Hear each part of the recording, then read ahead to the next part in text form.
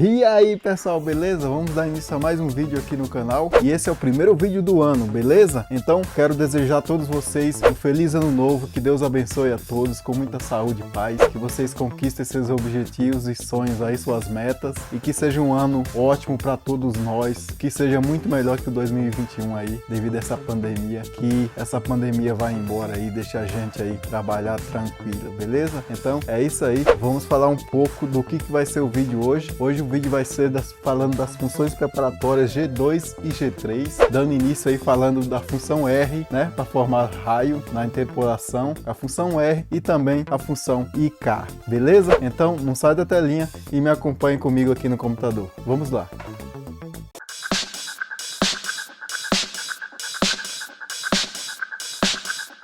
E agora sim, pessoal, já aqui na tela do computador, como vocês podem observarem aí, interpolação circular G2 e G3. Como vocês podem ver aí, sentido direito e sentido esquerdo. Ah, agora eu entendi! Como vocês podem ver aqui nos dois exemplos, como se fosse a parte dianteira e traseira da máquina, torre dianteira e traseira aqui no caso, né? A função G2 ou G3 requer XI, que é a posição inicial do arco, sendo que pode ser absoluta ou incremental, essa letra U aqui, como a gente viu anteriormente, incremental, né?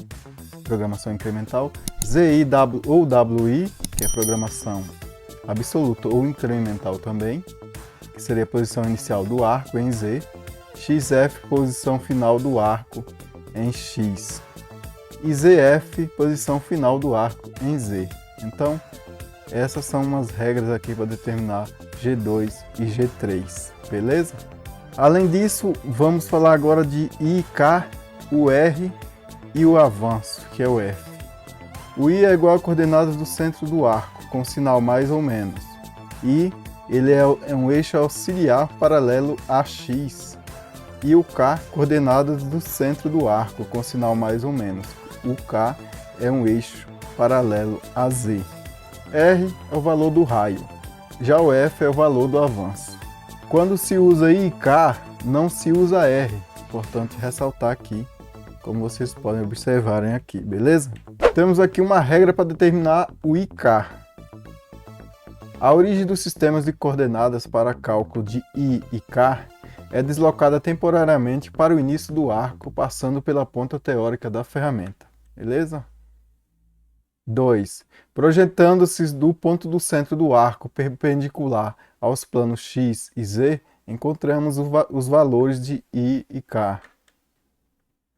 3. Partindo-se do início do arco em direção a cada eixo, X e Z, na direção do centro, determina-se o sinal mais ou menos de I e K. Então, depois vocês pausem aí e leiam aí atentamente essa regra aqui para poder determinar o I e K, beleza? É importante entender isso aqui, pessoal. Como vocês podem observar aqui nas imagens, o sentido de A para B, o I passa a ser menos 10 e o K 0, ou R10, no caso aqui, né? Pode ver aqui, ó, que a ferramenta vai descer nesse sentido aqui, ó, de A para B, seguindo a seta aqui. Por que que o I está negativo menos 10?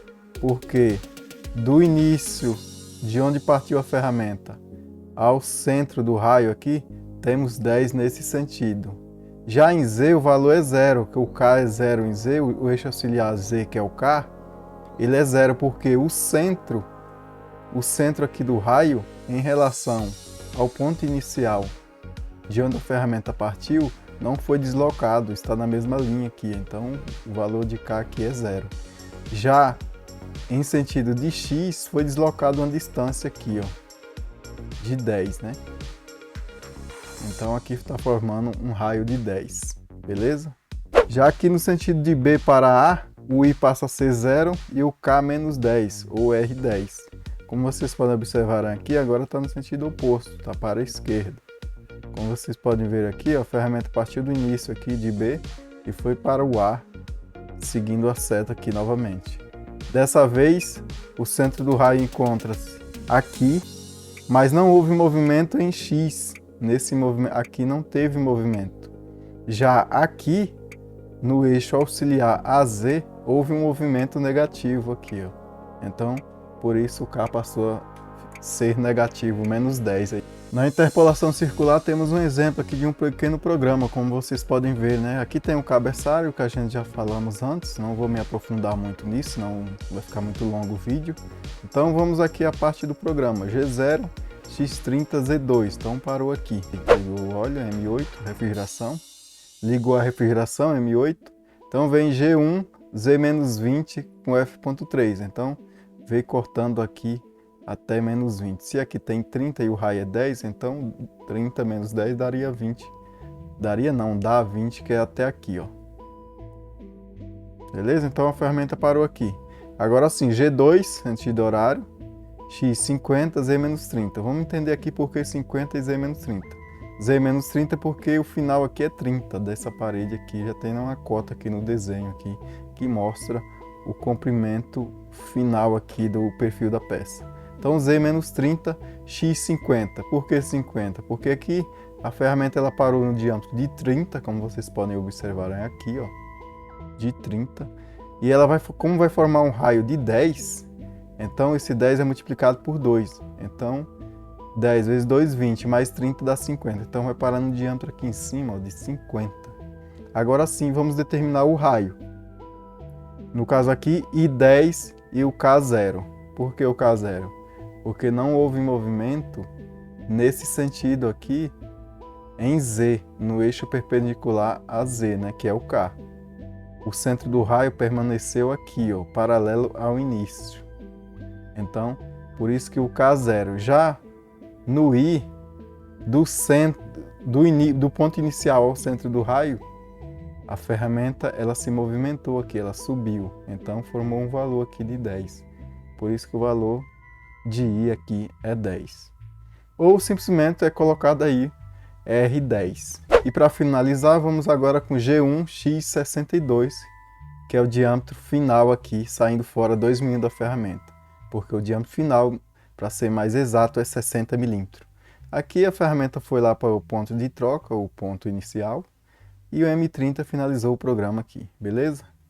Aí tem uma observação aqui, pessoal. Após o comando G2 ou G3, o próximo movimento deverá ser programado com G1. Bem importante ressaltar isso aí. E aqui, continuando falando de interpolação circular, vamos determinar os valores de I e K, G2 ou G3.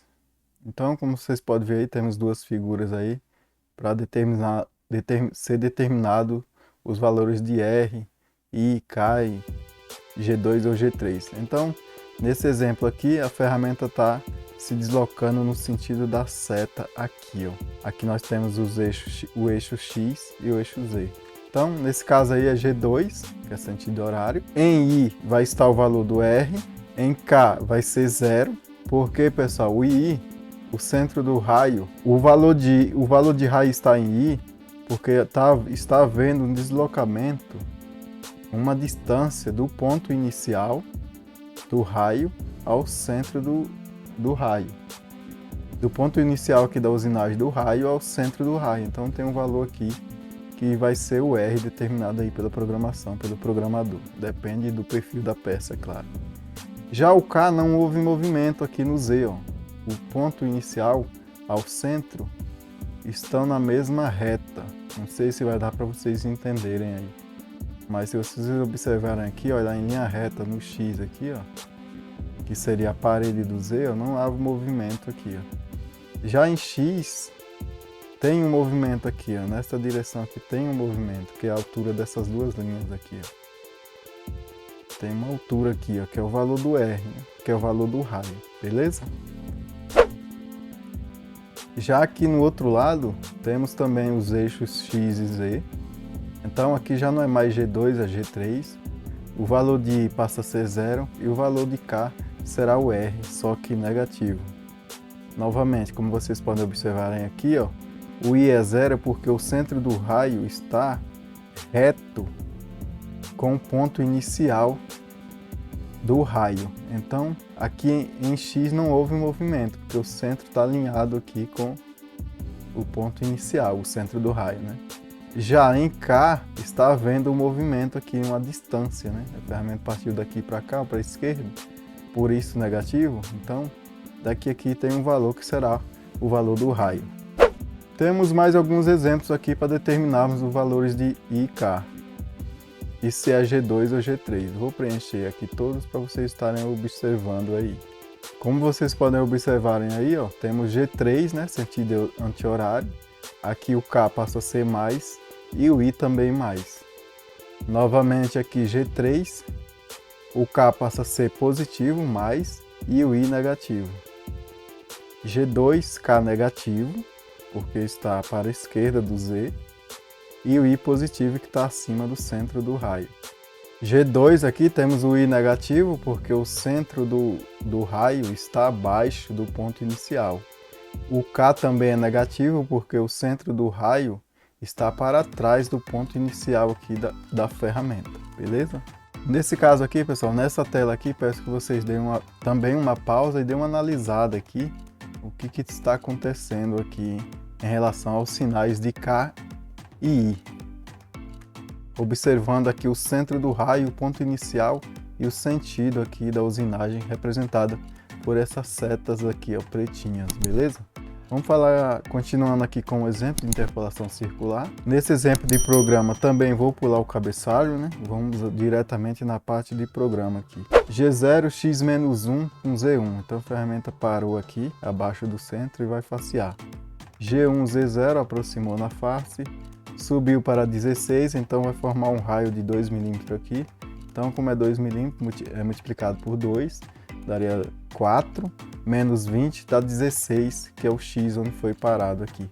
Agora sim, a função G3, sentido anti-horário, vai formar um raio aqui. x20 subiu para o 20, z menos 2, entrou 2 no sentido de z aqui, negativo, para poder ser formado o raio de 2. R2 ou I0 e K menos 2. Continuando aqui, G1, Z menos 27, porque aqui temos um raio de 3, a parede aqui temos uma distância de 30, então 30 menos 3 dá 27. A ferramenta parou nesse ponto aqui. G2, X26, que é somado aqui o valor do raio, que é 3 vezes 2 mais 20 dá 26. 3 vezes 2 dá 6, mais 20, 26 aqui, beleza? Então, Z menos 30 foi para a posição final e R aqui colocado um R3 para formar o raio, ou simplesmente I3 e K0. Agora a ferramenta vai subir faceando. G1, X70. Por que 70? Porque aqui o diâmetro final é um diâmetro de 80, só que aqui temos um raio de 5. Então 5 vezes 2 dá 10, menos 80 dá o 70 aqui, com avanço de 0,25. Agora sim, para formarmos o raio aqui, já é G3 e não mais G2, porque é sentido anti-horário. Então G3, X80, agora sim foi para o diâmetro maior aqui, diâmetro final, com Z menos 35, que seria o raio de 5 somado no 30, então dá 35. Aí é colocado o R5 ou simplesmente IK, sendo que o I é 0 e o K menos 5, beleza? Continuando, vamos para G1 agora, G1 Z menos 70. Veio direto na cota de 70 porque aqui não tem nenhum raio ou chanfro no caso, né? Subiu para X102 aqui saindo da peça porque o diâmetro final é 100.